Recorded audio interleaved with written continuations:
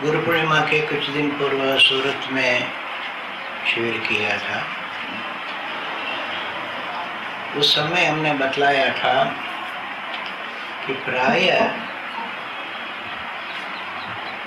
आप लोग प्रस्थानत्रय से प्रसिद्ध हैं, परिचित हैं।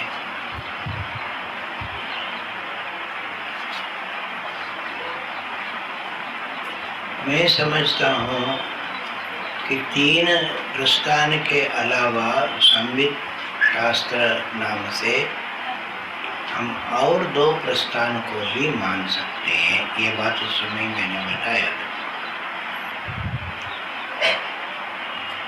उपनिषद, ब्रह्मसूत्र और गीता, भगवद गीता, ये प्रसिद्ध प्रस्थान त्रय है। उनके ऊपर भाष्यकार का भाष्य है। उन्हीं के सिद्धांत के अनुसार समस्त वेदांत दर्शन और वेदांत दर्शन को लेकर समस्त भारत दर्शन ये टिपाई पर प्रतिष्ठित है। जैसे उपनिषद को हम समझ नहीं सकते हैं यूं ही सीधा अंदर प्रवेश करो तो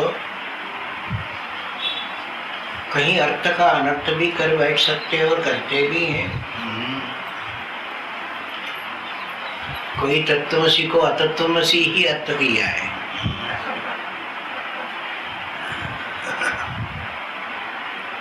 इसलिए भगवान वेदव्यास ब्रह्मसूत्र की रचना करके कुछ नियमन कर दिया। इन नियमों के अनुसार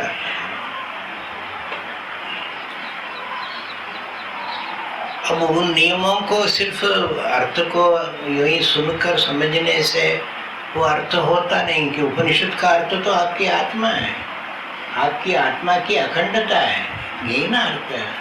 वो कोई ग्रंथ तो है ही नहीं, उल्टा वो सारे ग्रंथों को तोड़ना है वेदांत। इसीलिए उस उपनिषद सिद्ध महावाक्य महाअर्थ वो अर्थवत्ता उसमें लाने के लिए आपको साधना करनी पड़ेगी। साधना कैसे करोगे? ये गीता बताती। ये तीसरा प्रस्ताव, साध्य, सिद्धांत और साधना, ये 3 प्रस्ताव। तो मैं सोचता हूँ जैसे उपनिषद मात्र कहने से नहीं होगा। जैसे कोई तो बाइबल को लेकर बैठ जाता है, कोई तो कुरान को लेकर बैठ जाता है, नहीं बैठ सकते हो। उसको अर्थ को समझने के लिए ये कोई पोप चाहिए, ये कोई क्या वो फतवा देता है, मौलवी चाहिए, वो अर्थ बताएं।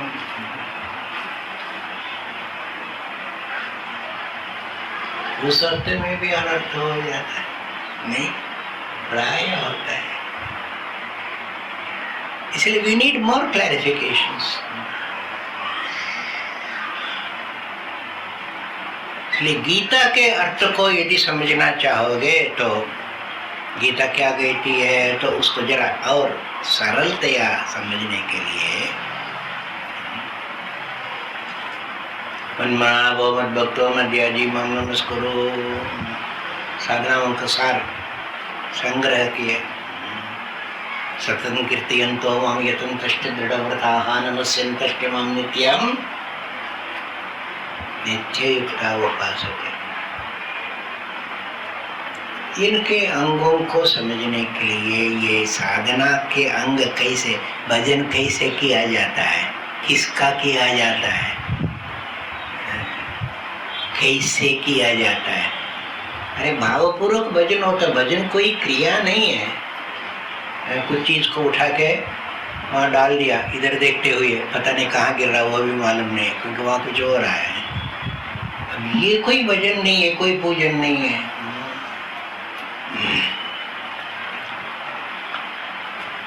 इसीलिए स्तोत्र प्रस्थान चाहिए।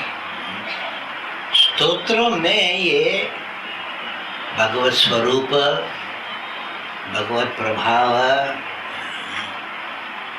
उनके प्रति हमारा भाव, भक्ति भाव, उस भक्ति के कई स्तर। अब शिवानंद दिलेरी जैसा वो स्तोत्र पढ़ो तो तुम्हारी भक्ति जागृत हो जाती है। अब जप करने में भी आपको नींद आती है, मुदाकर हाथ मौतकम करो तो सारी नींद भाग जाएगी। जटाकटा ऐसा ब्रह्म, वो स्तोत्र बना हुआ ऐसा। आपके अंदर एक स्फूर्ति लाना है, आपके अंदर एक भक्ति लानी। इसलिए ये भी एक प्रस्थान है। हमारे स्तोत्र केवल कुछ कविता लिख देना नहीं है, साधना की दृष्टि से की रचना है। इसी प्रकार सदाशिव ब्रह्मेंद्र आदि जो वेदांत के आचार्य हुए हैं, उन्होंने कीर्तनों की रचना की। कीर्तनों में सारे वेदांत उड़ेल दिया। स्तोत्र करने से भी जरा मजा आता है कीर्तन करने में। कई आचार्य तो केवल कीर्तन करते करते समाधि में ले गए लोगों को। इसलिए कीर्तन भी एक प्रस्थान है। ये पंचम प्रस्थान हो संकीर्तन, उसमें संगीत का सार है, पर होना चाहिए उस दृष्टि से रचित कीर्तन हो, सभी कीर्तन नहीं है। दर्शन दो भगवान, प्राण क्या है वो, अंकिया प्यासी रे, ये किसने लिखा भाई?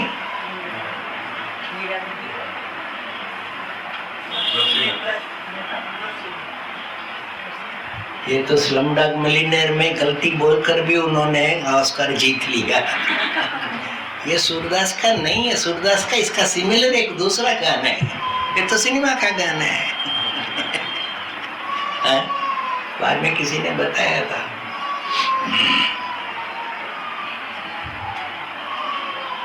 ये सिनेमा गाने से संकीर्तन नहीं होता है। किस दृष्टि से उसकी रचना है, किसने उसकी रचना की है, किसके लिए रचना की, ये सब सोचो तो वो शास्त्र तो बन नहीं सकता है।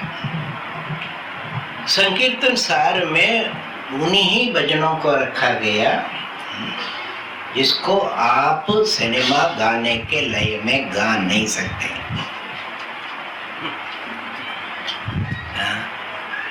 यही अहमदाबाद में हमारे एक महात्मा थे, अभी वो शायद उनका शरीर नहीं है या होंगे पता नहीं। वो हर प्रसिद्ध सिनेमा को 10-10 बार देखते हैं वहाँ सिनेमा हॉल में जाके। उस समय तो ये टीवी भी नहीं थी। वो गाना सीखे पर उसी लय में भजन लगाते, बहुत लोग पसंद करते थे, वहाँ झूम झूम के गाते थे।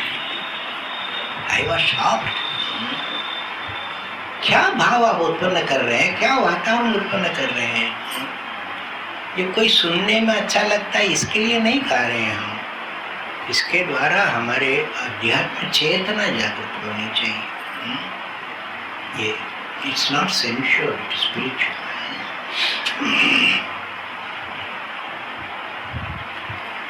इसलिए शायद सूरत में पहले भी 1-2 कीर्तन लिए थे। सूरत में हमने केवल कीर्तनों को ही लिया। उसी श्रृंखला में वहाँ भी एक गुरु कीर्तन लिया था, ये दूसरा गुरु कीर्तन ले रहे हैं। तनिक संक्षेप में हो, सरल भी है, कोई कठिन नहीं होता है। गुरु की महिमा अपार महिमा है, उसकी गरिमा अगम्य है। प्रश्न है ये महिमा क्या है। ये तो सभी लोग कहते हैं गुरु ब्रह्मा गुरु विष्णु, खूब जानते हो भाई।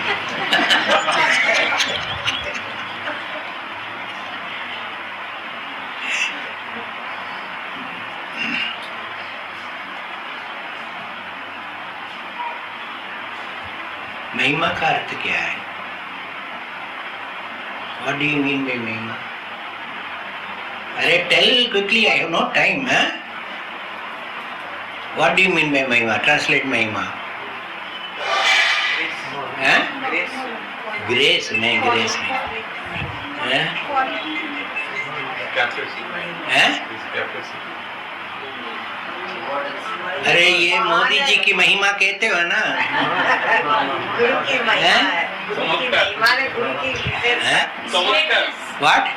चमत्कार नहीं, चमत्कार नहीं, यही मैं समझाना चाहता हूँ। यहाँ चमत्कार अर्थ नहीं लेना है। ग्रेटनेस में भी क्या ग्रेटनेस है? क्या ग्रेटनेस है? को प्रचार करो तो ये मैन बिकम्स ग्रेट मैन, क्योंकि उनका पोस्टर सब जगह लगा हुआ है। So we have to correctly understand what is this Mahima. This is not a popularity, this is not a fame, this is not even a name, this is a power.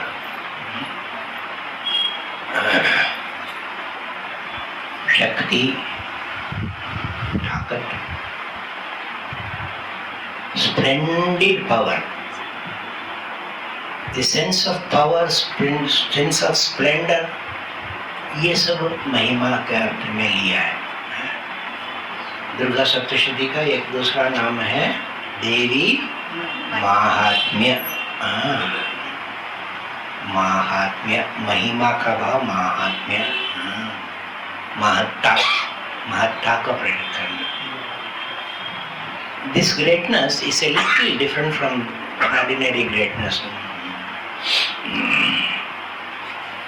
उपनिषद में एक प्रसिद्ध वचन है श्वेतास्त्र उपनिषद का, देवस्येष महिमातु लोके येनेदं ब्रह्म्यते ब्रह्मचक्रम्।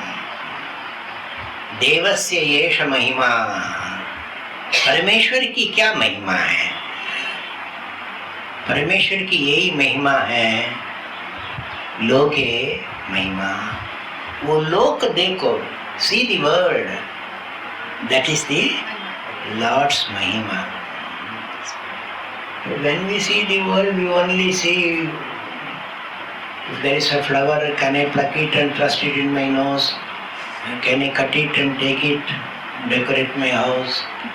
Or just surreptitiously steal it and do puja? यही सोचते हैं ना। येनेदं भ्राम्यते ब्रह्मचक्रम। अरे इस महिमा के कारण ही ये ब्रह्मांड का जो चक्र है ना वो घूम रहा है। सारा ये ब्रह्मांड क्या है?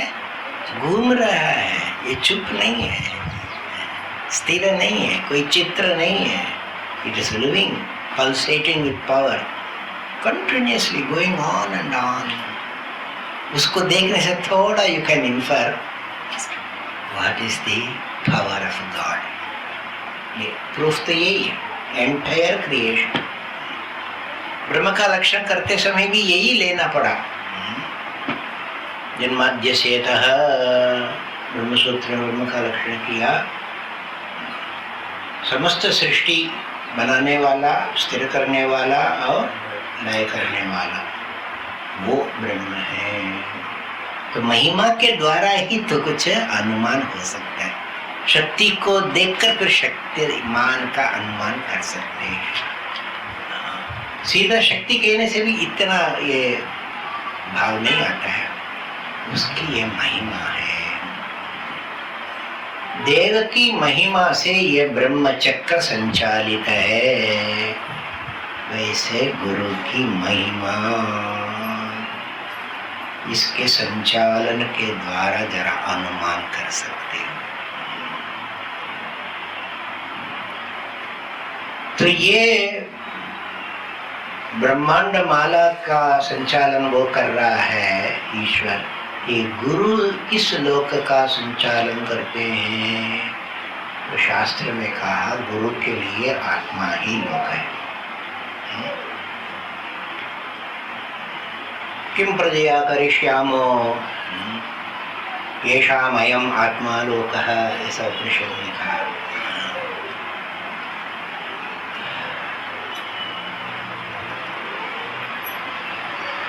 हम ये सब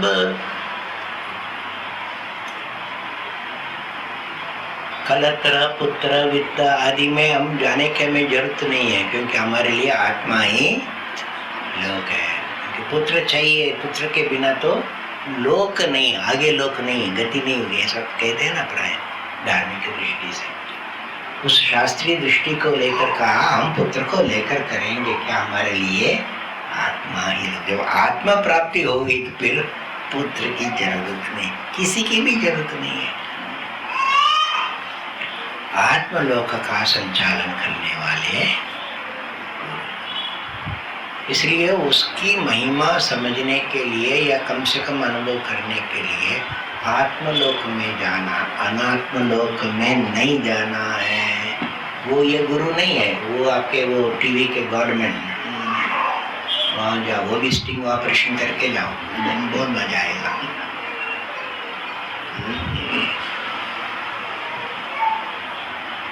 आत्मलोक का निरंतर संचालन हो रहा है, इसके बिना आत्मलोक में प्रवेश नहीं होता।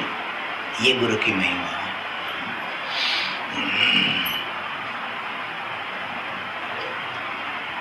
आत्म साधना का चक्र ये संचालन कर रहे हैं, और ये इसलिए ये साधारण ये लोक संचालन करने वाली ये प्रकृति है, महामाया है ना, इससे भी ये घनिष्ठ है। अगम्य गरिमा, माया तो अगम्य है ही, पर शायद माया से भी इसके अंदर गरिमा है। माया जिस रचना को करती है वो रचना निरर्थक हो जाती है यदि मुक्ति का मार्ग नहीं खुलता। मुक्ति का मार्ग ज्यादा बड़ा है, मुक्ति का मार्ग खुलेगा तो गुरु के संचालन में जाना पड़ेगा। इसीलिए कहा अगम्य गरिमा गुरु महिमा।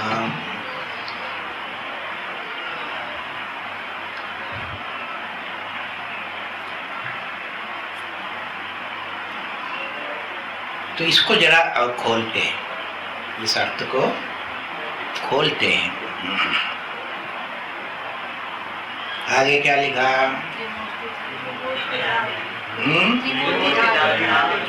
गुरु महिमा और हाँ, ये चारों को ले लो। जैसे इस ब्रह्मांड लोक संचालन के लिए परब्रह्म की तीन मूर्ति मानते हैं ना, त्रिमूर्ति, ऐसा यहाँ आत्मलोक में समझना हो। सचमुच नहीं कह देना कि गुरु ही ब्रह्मा है, गुरु ही महेश्वर है, इसलिए हम कोई शिव जी के मंदिर जानते नहीं हैं, हमारे गुरु हैं बस। ऐसा अनाचार नहीं कर लेना हो, से सारा अवैधिक है। वेद कहता है जितना ईश्वर में पराभक्ति है उतना गुरु में पराभक्ति हो तभी आत्मज्ञान संभव है। इसका मतलब वो भक्ति ये भक्ति अलग अलग है कि नहीं है, करना ही पड़ेगा। तो त्रिमूर्ति धारिणी वो उनकी महिमा तीन मूर्ति में प्रकट हो जाती है। किसकी महिमा? गुरु की महिमा। ये तीन मूर्ति कौन है, इनको जरा स्पष्ट किया नीचे के तीन पंक्तियों में।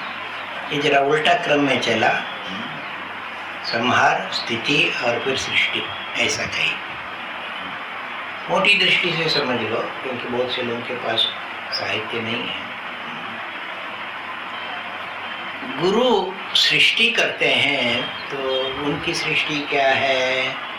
अद्वैत संस्कार पैदा करते हैं।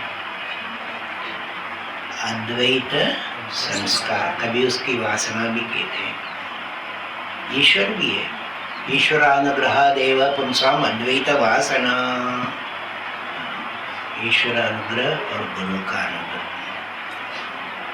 नहीं तो द्वैत का ही संस्कार है। अद्वैत का तो अनुभव होएंगे तो संस्कार पड़ेगा कैसे? अद्वैत का संस्कार, अद्वैत भक्ति और फिर अद्वैत ज्ञान, ये उत्पन्न करते हैं, उनकी सृष्टि है ये। उनकी महिमा से ही अद्वैत भक्ति उत्पन्न होगी, नहीं तो व्यापारिक भक्ति तो फिर भी देखा जाता है।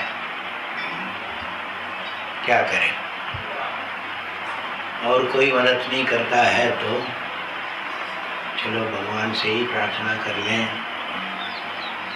मैं पैदल अंबाजी जाऊंगा ताकि असाध्य रोग ठीक हो जाए। डॉक्टर ने जवाब दे दिया, ये ठीक है, साधारण प्रवृत्ति है, वो प्रवृत्तियां नहीं हो, यहाँ गुरु की जरूरत नहीं है।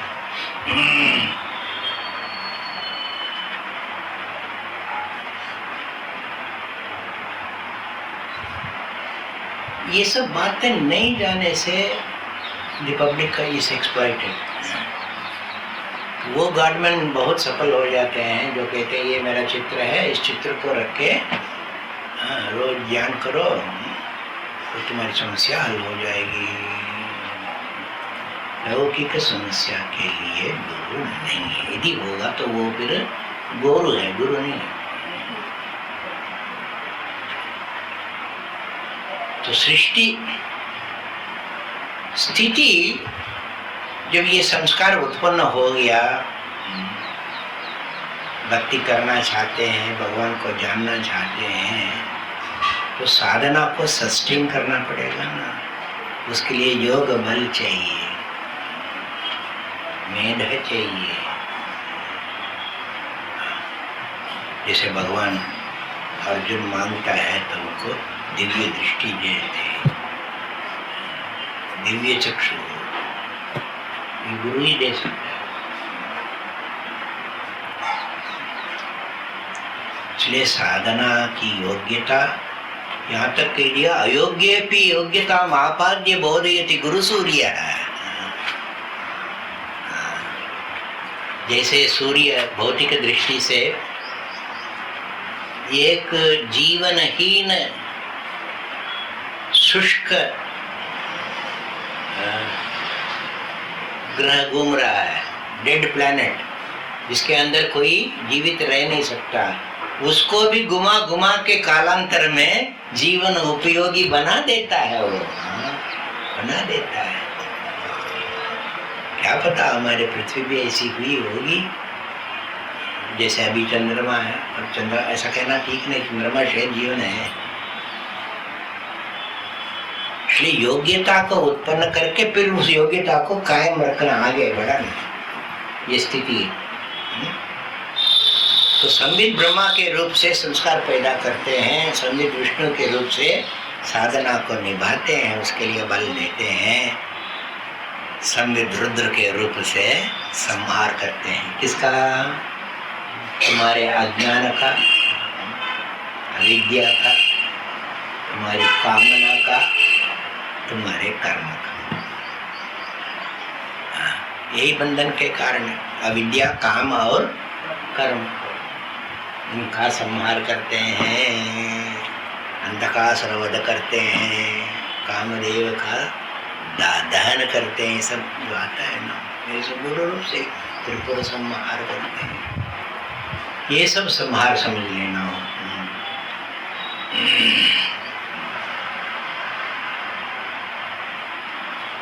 इसी को यहाँ बतलाया, उल्टा संहार से शुरू किया। त्रितापहारिणी गुरु महिमा, इस कॉन्टेक्स्ट में इसको समझो, नहीं तो त्रिताप में हो ही जाओगे। मेरे को सिर दर्द है, गुरु इसको ठीक कर देंगे, मेरे दूसरे को देख लिए जलन हो रहा है, गुरु जी की कृपा से वो नष्ट हो जाएगा, उसका बिजनेस ठप हो तो मेरा बिजनेस बढ़ेगा। और गुरु तैयार, इतना रुपया दो, उसको खत्म कर दूंगा। Can you imagine? इसलिए ये ताप संसार का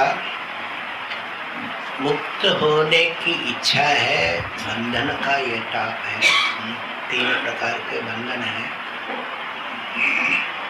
कर्म का बंधन है, भाव का बंधन है, ज्ञान का बंधन है। वेदों में ऐसे सुंदर सुंदर मंत्र आए हैं। हे वरुण, आपके पाश से बंधा हुआ, सिर में बंधा हुआ हूँ, कमर में बंधा हुआ हूँ, पैर से बंधा हुआ हूँ, कोई बात नहीं, यज्ञ की माया से इन सब को मैं हटा दूँ, कृपा करो आप। वरुण से ही प्रार्थना की, चाहे वरुण हो आदित्य हो।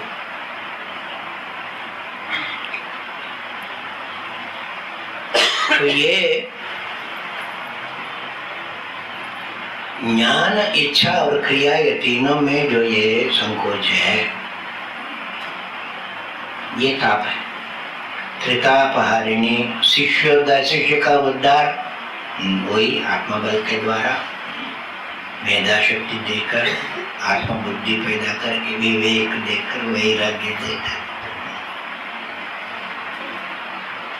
क्यों? मेडिकल कॉलेज में सीट देकर नहीं, शिवैक्यकारिणी,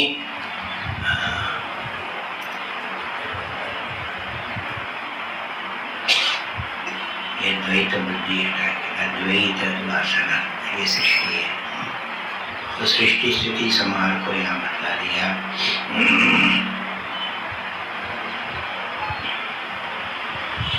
उस महिमा का कुछ पहचान दे रहे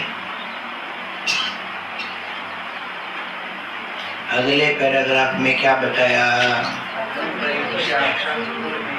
एक अग्नि परीक्षा है और आत्म सुरक्षा है, कृपा कटाक्षा है, और ये सब बहुत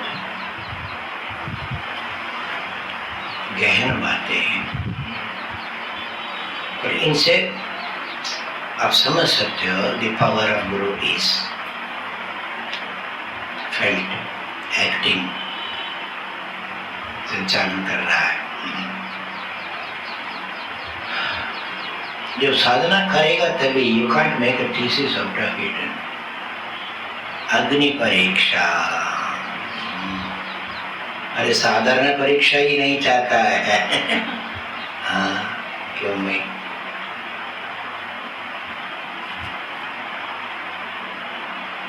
किस प्रकार कॉपी करना है, इसका इन्वेंशन शुरू हो गया। अच्छे अच्छे लोग, कुछ ऑफिसर लोग पकड़े गए हैं ना, मैजिस्ट्रेट पकड़े गए कॉपी करके, वो भी लॉ एग्जाम। तो परीक्षा ही आदमी चाहता नहीं, फिर अग्नि परीक्षा की तो बात ही क्या है। इसलिए बहुत परीक्षा दे देकर परीक्षित होने के लिए तैयार हो जाओगे तो परीक्षित को भी एक अग्नि परीक्षा आती है। क्योंकि जानते हो, उसके विवरण में नहीं जाऊंगा। Intense moments of crisis, soul crisis, not your financial crisis. कल ही कोई अमेरिका से आया, कह रहा महाराज वहाँ तो बहुत खराब है स्थिति, बहुत ज्यादा खराब है। ऐसी अग्नि परीक्षा ये गुरु दे सकते हैं, गुरु ही देते हैं, दूसरा तो दे नहीं सकता है। तुम्हारी कठिनाई, तुम्हारी परीक्षाएं, ये सब तुम्हारी कमजोरी, तुम्हारी बेवकूफी के कारण एक क्राइसिस है। थोड़ा बुद्धि है, थोड़ा पढ़ लिख लेते, परीक्षा पास हो, परीक्षा पास करने में क्या है? क्यों ये लोग इस प्रकार परेशान होते हैं?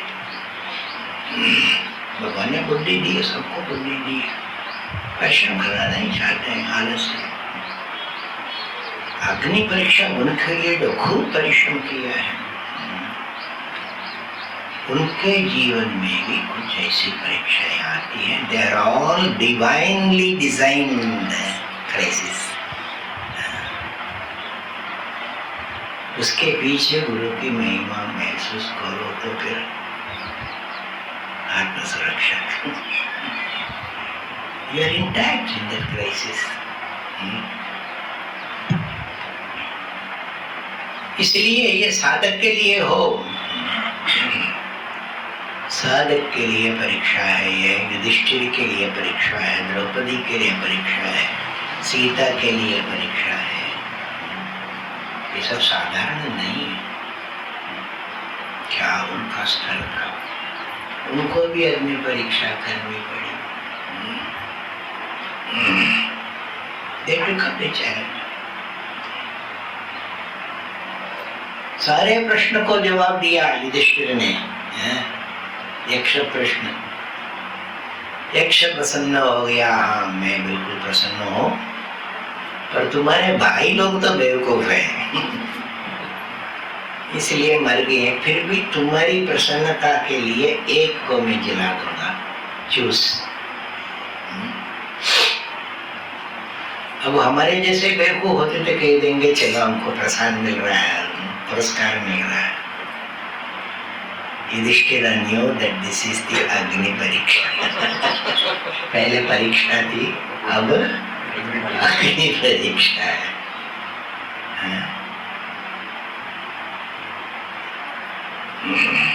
नकुलो यक्ष जीवतु, यक्ष नकुल को जिला। ये क्या बोल रहे हो भाई, नकुल क्या करेगा तुम्हारा है?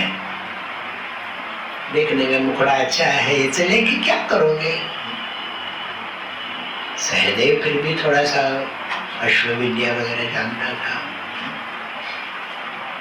अरे अर्जुन को मांगो, भीम को मांगो, आगे भयंकर युद्ध आने वाला है।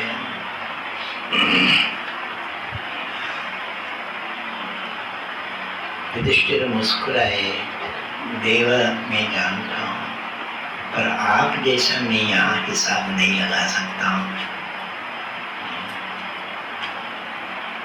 मैं तो माँ की दृष्टि से देख रहा हूं। माँ कोई हिसाब लगा सकती है? यहाँ माँ कहाँ से आई? अरे भाई मेरे लिए कुंती माँ है, पर इसके लिए माद्री माँ है। माद्री भी तो मेरी माँ है। कुंती के लिए एक पुत्र है, माद्री के लिए एक चाहिए ना। No, this is also downright to the earth. But how he has raised it to the level of आत्म परीक्षा। ये मेरी परीक्षा है। क्या मैं भाई को एक्सप्लॉइट करना चाहता हूँ? भाई को यूज करना चाहता हूँ? इतने डीपली आप कहाँ सोचोगे? ये अग्नि परीक्षा होती है। याद रखना, देने वाले भी गुरु है। युधिष्ठिर भी जानते थे, इसलिए वह धर्मराज हंसते हुए अपने आप को प्रकट कर रहे हैं। धर्मराज तुम जीत गए, सब लोग उठो उठो जगो। हाँ। अब द्रौपदी पहले तो युक्ति लगाने लगी, डांटने लगी, पुकारने लगी, क्या क्या नहीं की है उस विकट परिस्थिति में, कौरव सभा में। ना भीष्म सहायता कर रहे हैं, भीष्म भी चुप, द्रोण भी चुप। She could not believe it. And suddenly she realized ये अग्नि परीक्षा है, तो अपना हाथ भी छोड़ दिया। योगेश्वर,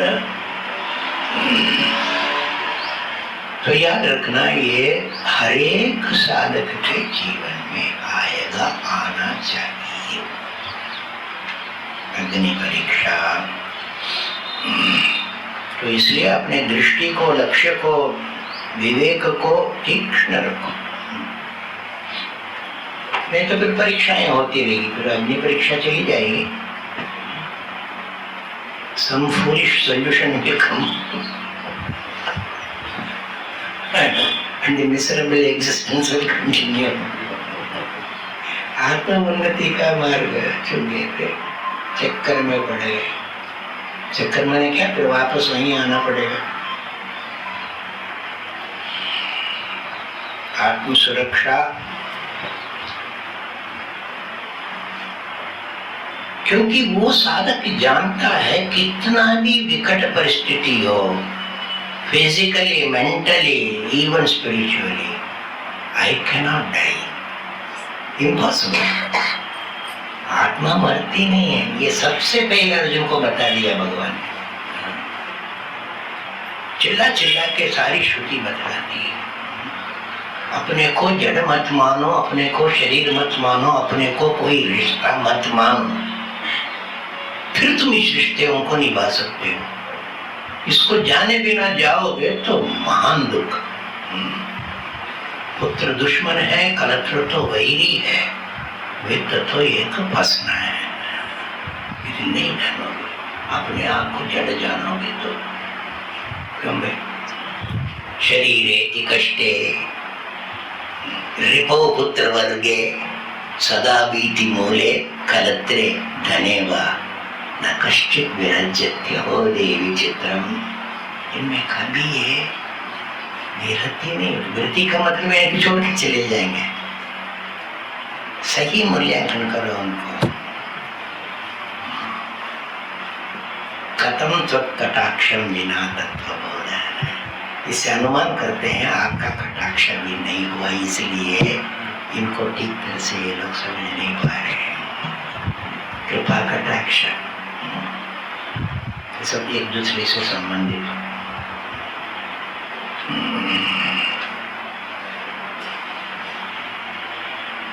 सत्यमेव जयते नंदनम। ये आत्मसुरक्षा हो। सत्य को आत्मा मानो, असत्य को आत्मा नहीं मान लेना, फिर तो गए हजारों मृत्यु। रोज मरते हैं, 100 बार रोज मरते हैं, बिकॉज ऑफ रॉन्ग आइडेंटिफिकेशन। अनात्मा के साथ अभ्यास करना,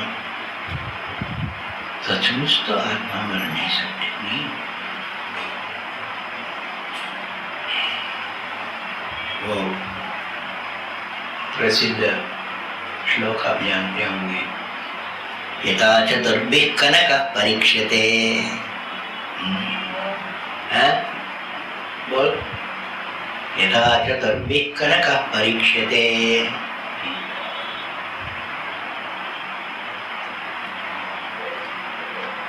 ताड़न से, छेदन से, अग्निदाह से, सोने की परीक्षा करते हैं ना, उसी प्रकार तथा चतुर्भिः पुरुषः परीक्ष्यते त्यागेन शीलेन गुणेन कर्मणा। त्याग है कि नहीं? त्याग है तो फिर कोई हानि नहीं हो सकती। ये सब लंबा लंबा विचार करने।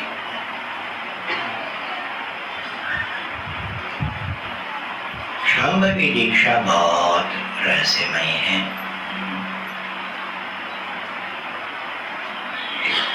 संक्षेप में आप लोग पहले भी सुने होंगे, पढ़े भी होंगे, सारे हमारे संस्कृत संगीत साहित्य में बताया है। दीपन और क्षालन जहाँ हो वो दीक्षा है। This is an intensely abstract spiritual inward happening। ये बाहर से संबंध नहीं है। सिंबॉलिक कुछ बाहर से भी होता है।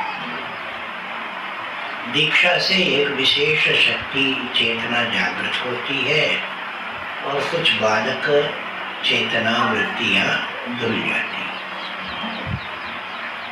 इसके द्वारा ही आगे साधना में बढ़ सकते हैं। तो उसमें शांभवी दीक्षा का विशेष वर्णन आया है।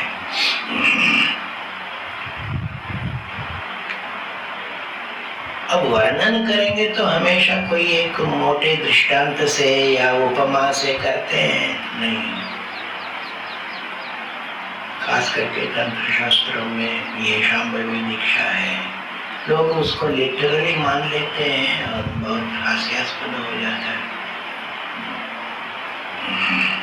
एक शांभवी मुद्रा है, योग में बतलाया। मन को स्थिर करने के लिए या मन के अंदर बल को बढ़ाने के लिए वे त्राटक आदि करते हैं ना, वैसे ही शांभवी मुद्रा भी एक प्रकार का त्राटक है। अंतर्लक्ष्यम बहिर्दृष्टि निमेषोन्मेष वर्जिता सैषा शांभवी मुद्रा सर्वतंत्रेषु गोपिता। It's a kind of staring, without winking the eyes, without thinking of anything. उसी को लेकर बहुत से लोग सोचते हैं कि गुरु तुमको ऐसा देखेंगे तो शांभवी दीक्षा होगी, तो बहुत से गुरु करते भी हैं। एक जगह में गया था, वो गुरु था शक्तिपात करने वाला, तो हमको बुलाया कुछ बताने के लिए। वहां में क्या बताऊं, सभी लोग वो गुरु को ही देख रहे हैं, मेरी और कोई देख ही नहीं रहा। जब तक नहीं देखोगे तो मैं बोल ही नहीं सकता। I can also talk to the wall. तो सब उन्हीं को देख रहे हैं, क्योंकि वो कह रखा है।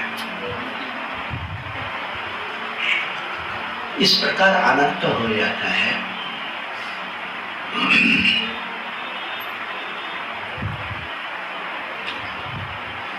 शांभवी दीक्षा गुरु की महिमा है। भगवान भाष्यकार के कई शिष्य थे, आप लोग जानते ही हैं। तो क्लास लेते समय पद्मपाद हस्तामल के सब कह रहे हैं आप शुरू करो, हो गया। मैंने कहा अभी वो गिरी है ना, आनंद गिरी, तो कपड़ा धोने गया है, वो अलकनंदा से भी आने वाला है। वो एक दूसरे के देख के हंस रहे हैं और दीवार की ओर संकेत कर रहे हैं। उनको बोलो और दीवार को बोलो एक ही बात है। गुरुजी उनके, क्योंकि वो कपड़ा अपना धोता है ना, पैर दबाता है। अब क्या गुरुजी को मालूम नहीं कि तुम क्या सोच रहे हो?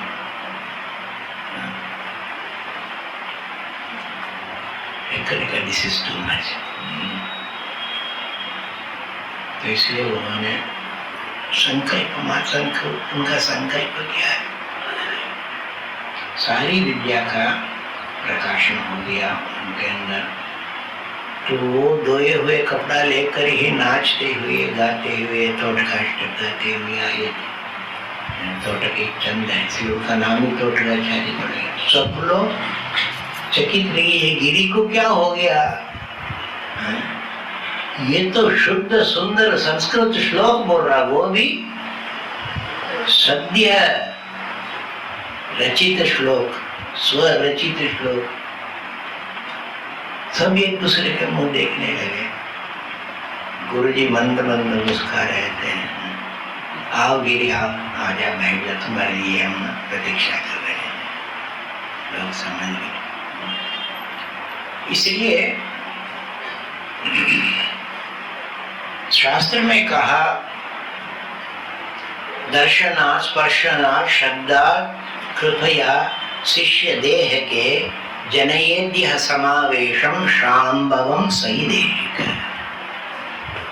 शांभव समावेश उत्पन्न करना, यही शांभवी दीक्षा। ये समावेश को भी हम समझ नहीं पाते हैं। Something that happens without our knowing how it happened. प्रवेश नहीं, समावेश। It just happened.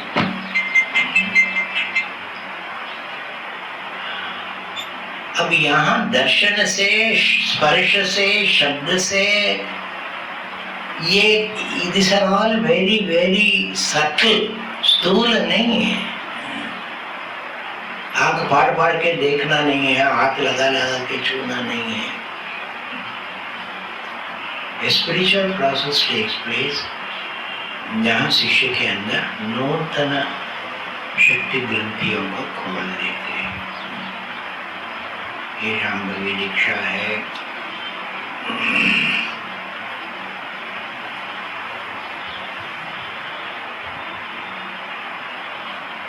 Ramakrishna Paramhans के जीवन में लिखा हुआ है कि विवेकानंद जी जब साधना करने लगे, नरेंद्र थे उस समय,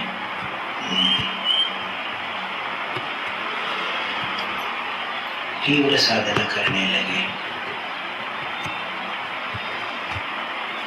उनका ये लक्ष्य था कि निर्विकल्प समाधि का अनुभव होना चाहिए।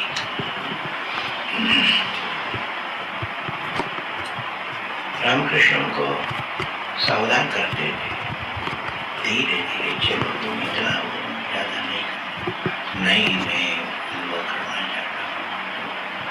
उनके जैसे और भी कई युवक थे उस समय कलकत्ते में कई यूनिवर्सिटी में पढ़ने वाले रहे। कालीचरण भी एक थे इसमें, आगे जाकर वेदानंद नाम प्रसिद्ध हुई। वो भी थे, ये भी थे, दोनों बैठ के दक्षिणेश्वर में अभ्यास कर रहे हैं। तो बहुत गहरी समाधि में चले गए विवेकानंद जी। फिर जब साधारण चेतना में अपने आप को देखा के पास में ये भी बैठे ध्यान कर रहा है, तो he felt a lot of power vibrating within him. Vivekananda ji उन्होंने कहा एक खाली बोला है तो क्या बात, मेरे को छू के देखो। तो इनको सब मानते थे, इसलिए काली ने उनके शरीर को छूटा था, ऐसे जोर से झटका लगा, वो नीचे गिर गया।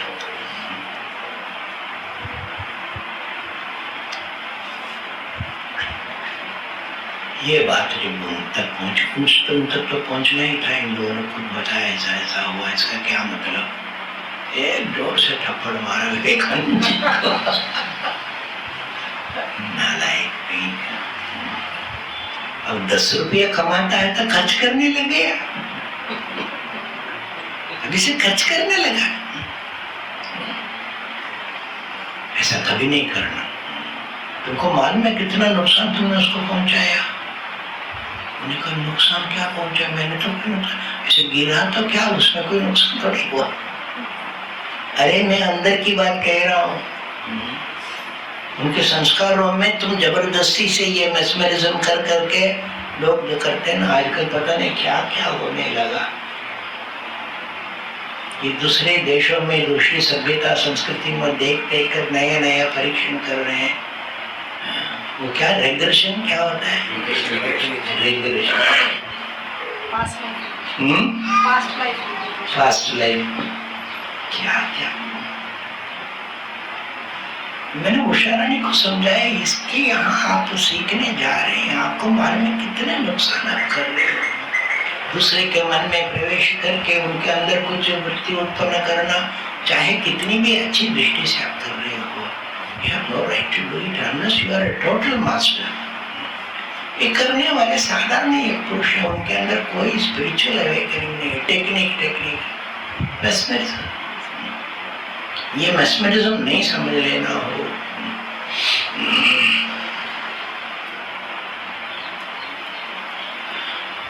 कृपा कटाक्षा, ये कृपा का प्रभाव है। यहाँ कहाँ कृपा है?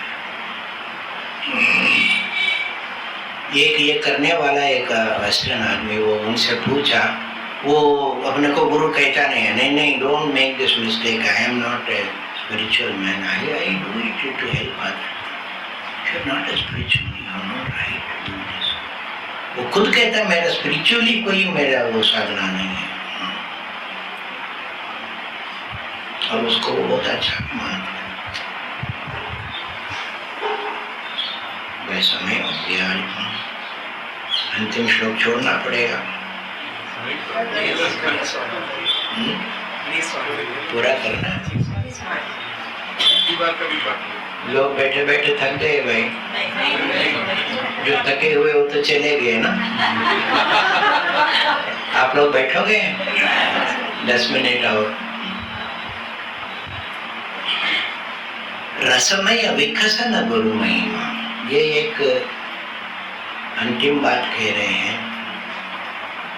जो अध्यात्म विकास गुरु शक्ति तुम्हारे अंदर संचालित करती है, वो एक रस का विकास है। रस समझते हो? कौन सा? आनरस, सबरस, गुरु गुजरात में तो सबरस। आनंद को कौन समझता है? आनंद समझते हो आप?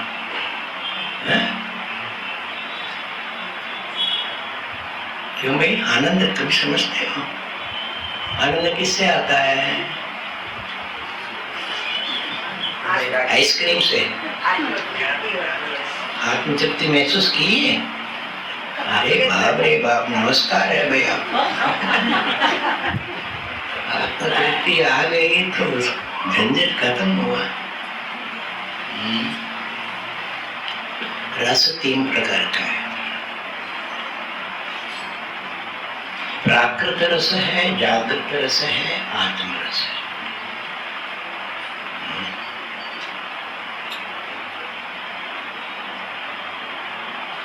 प्राकृत रस है, इट इज सेंशुअल, इंद्रियों से संबंधित है या मन से संबंधित है। जिसको आप पसंद करते हो उससे आपको रस आता है। हंसिया बहन के यहाँ जाते थे, वो कुछ न कुछ पूछती थी, और जैसे कोई भी माँ, वो भी एक आखिर माँ ही थी, खुद के बच्चे नहीं, वो बच्चों को पकड़ पकड़ रखती थी। नरसिम्हा का लड़का था प्रशांत, प्रशांत बैसो बैसो ना हो, बैठो ना करके वो जाता। अरे आओ भाई, रसना थी। मेरे को समझ में नहीं ये क्या बोल रहा है। गुजराती में रस का मतलब मजा नहीं आता है। ये क्या है? प्राकृत रस। उनको खेल में रस आता है। तरुणस्तावत तरुणी रहता है, वो एक रस है। जिसको पसंद करते हो उसी में लगे रहते हो।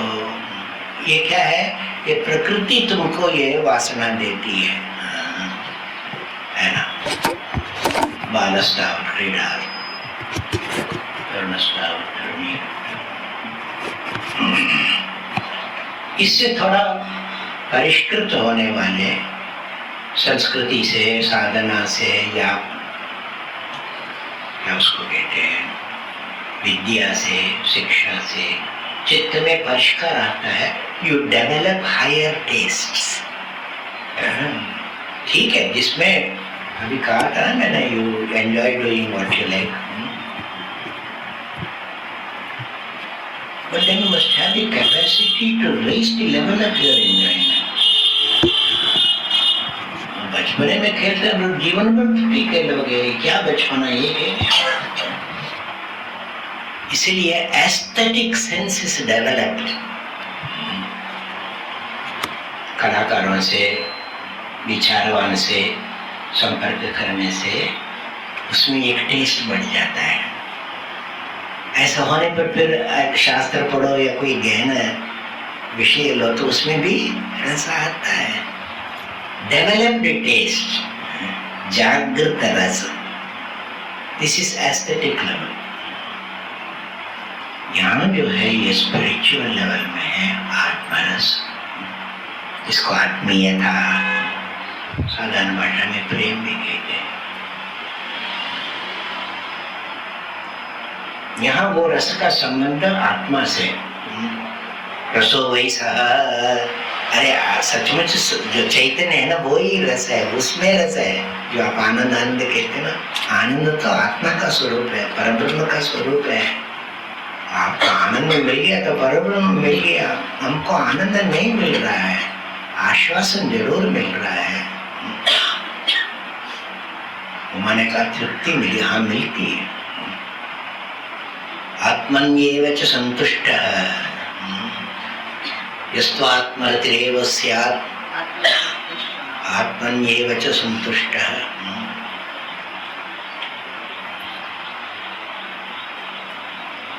ये साधना में थोड़ी बहुत झलक मिल जाती है। ये रस है, तो इसलिए उत्तरोत्तर ये मिलता है। ये नहीं कि अब समाधि लगाओ तभी आनंद आता है, साधना में भी आनंद आता है। तो आनंद आता है तो मैंने इसलिए उसको अच्छा समझा, आपको नमस्कार किया, क्योंकि उससे पता लगता है कि साधना कर रहे हो और आपके अंदर कोई विकास कर रहा है। कौन कर रहा है? गुरु की महिमा, रसमय विकसन गुरु महिमा।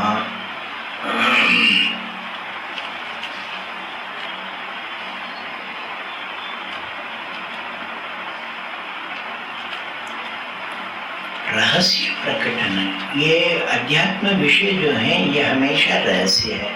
उपनिषद सुना ना शब्द, उपनिषद का अर्थ होता ही है रहस्य। दे आर ऑल वेरी, रहस्य का मतलब यानी कि किसी को नहीं कहना, ये नहीं। उसको समझने वाले बहुत कम होते हैं, समझने बहुत कम होते हैं।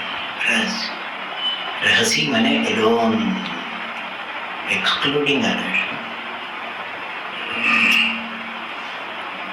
तो ये सारे रहस्य प्रकट होते हैं। जर्मनी के एक संत थे, वो भक्ति करते करते अपने ढंग से उन्होंने भक्ति किया, पर ईश्वर न चाहे उसको क्राइस्ट को हो चाहे कुछ को, सचमुच ईश्वर भक्ति की। वो ये जूता बनाने वाला था कोबला, वो ध्यान प्रार्थना करके आके अपने कमरे में बैठा, तो धूप आ रही थी और मेंटल पीस के ऊपर एक कॉपर डिश रखा था डेकोरेशन के लिए, भूमि की बात कर रहा हूँ। तो उसके ऊपर वो रोशनी पड़ी, तो वो रोशनी को देखा, कह रहा कि slowly all the secrets of the universe began to be unraveled within me। अब इसको क्या कहोगे, क्या कहोगे? गुरु महिमा। ये गुरु महिमा कर, ईश्वरी ने गुरु रूप से आके कर। इसलिए विश्व रचना का भी एक रहस्य है। किस प्रकार ये द्वैत मन अद्वैत को पकड़ता है, ये भी एक रहस्य है। ईश्वर कैसे अनुग्रह करते, ये सब रहस्य है। ये खुलने लगता है तो संत समझते हैं, उबारा मेरे को, हाथ पकड़ के उठा है मेरे को, ये कोई हाथ थोड़ी हो। तो ये सब रहस्य समझ में आती। रहस्य प्रकटन गुरु महिमा। शास्त्र का भी इसी प्रकार अर्थ खुलता है, बाद में जाके, डिक्शनरी से नहीं। संशय निरसन, बार बार अर्जुन ये तन्मे संशय कृष्ण क्षेत्र मरसी, संशय करता है अर्जुन, तो भगवान उसको गुरु ही हटा सकते हैं। उस तरह में ये संशय है वो।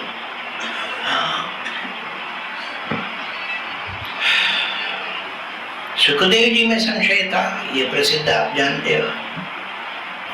ज्ञान होने के बाद सोचा कि व्यास जी ने, पिताजी है ना उनके, बहुत प्यार करते थे, तो शायद इन्होंने मेरी की पूरी बात नहीं बताई होगी। पूरी बात बताएंगे तो ये लड़का चला जाएगा, इसलिए तो बार बार पिताजी बस यही है, इतना ही है, मैंने ठीक समझा, बस आगे समझने के लिए कुछ नहीं है, नहीं है भाई, नहीं है, पर तुम विश्वास नहीं करते हो तो जनक के पास चले जाओ। ये जानते हो ना, दर्शन नहीं जानते। जनक के पास, जनक तो राजा है। हाँ, इन्होंने सोचो कोई बड़ा ऋषि, इनसे भी बड़ा ऋषि कोई होगा। पिताजी ने कहा, इसलिए हो गए। जनक भी अपने अनूठे ढंग से परीक्षा ली, उपेक्षा के द्वारा परीक्षा ली। बड़े ठाट बाट से स्वागत करते हुए उनकी परीक्षा ली। फिर कहा, ब्रह्मन बताओ आप इतने दूर कैसे आए, मेरे पास क्यों आए? अब क्या करो, पिताजी ने आपका नाम लिया था।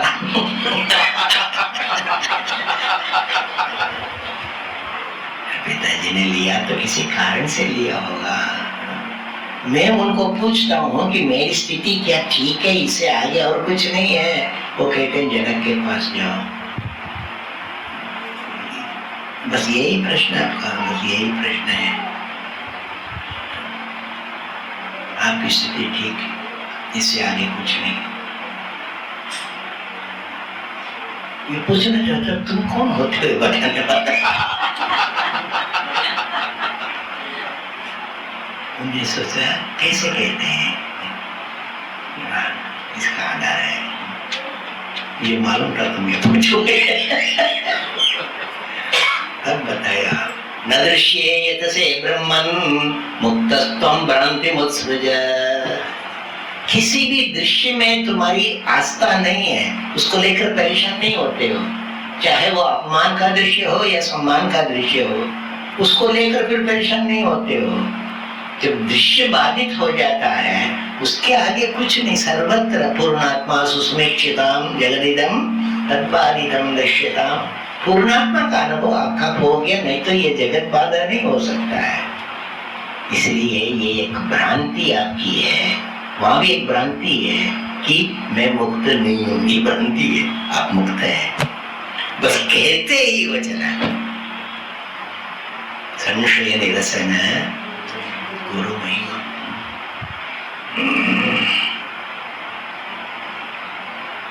दक्षिण के बड़े संत, कितने दृष्टांत में कितना बोलूं। दक्षिण भारत के संत अब वो पहुंचे हुए हैं, पर वो घर छोड़े या घर नहीं छोड़े, ये एक छोड़ने से क्या कोई अधर्म होता है? क्या करना चाहिए? तो समुद्र में किनारे जाते थे, वहां मछुओं का, वो मछली पकड़ने वालों का बस्ती वहीं होता है ना। तो एक मछुआ दूसरे को कह रहा है, अरे वासना को जला, वासना को जला। वहां जो है ना वो बांस का जो होता है कपचियां, उसको वो वासना कहते हैं। वासना को जला, वासना को जलाओ, तो इनका अंदर हुआ, अरे वासना को जलाना है, इसके सिवा कोई काम नहीं है, चले। संशय निरसन गुरु महिमा। पता नहीं वो गुरु महिमा कहाँ से काम करेगी, क्यों नहीं? You have to be alert for that, ready for that. संवित निमज्जन गुरु ने, ये तो अंतिम बात है। संवित में डूब जाए, निमज्जन माने सिर भी अंदर जाए। वो आबू में आप लोग डुबकी लगाते थे ना, नदी में, आप थे ना? नहीं? अच्छा, बच्चों को लेकर वहाँ हैं? गंगा जली, ये नहीं, आप थे ना? तो वो पानी में वो जाके ऐसा नाक डूब गया तो स्नान हो गया। सिर डूबना चाहिए। वो निमज्जन, मज्जन माने डुबकी लगा, निमज्जन, नितराम मज्जन हो गया। तो निमज्जित होने पर जल के सिवा और कुछ महसूस नहीं होता है, संवित के सिवा कुछ नहीं है। आकंठ नहीं, नासिका नहीं, सहस्रार तक डूब जाता। ये मुनि की कृपा से होगी। ओम पूर्णमदः पूर्णमिदं